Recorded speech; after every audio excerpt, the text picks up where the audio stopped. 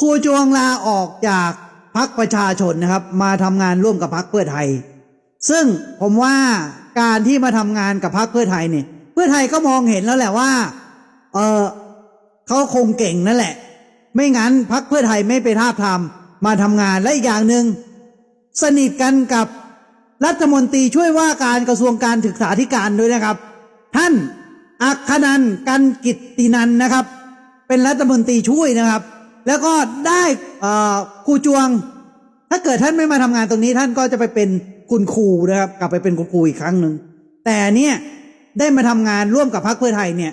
ผมถือว่าเป็นสิ่งที่ดีนะอย่างน้อยก็ได้คนที่มีจิตใจที่อยากจะเปลี่ยนแปลงการศึกษาไทยไปในทางที่ดีเนี่ยควรช่วยเหลือกันให้การศึกษาไทยไปในทางทิศทางที่ดีขึ้นนะครับพี่จวงเป็นผมรู้จักมามากกว่า10 ปีครับจริงๆรู้จักเป็นการส่วนตัวมานานแล้ว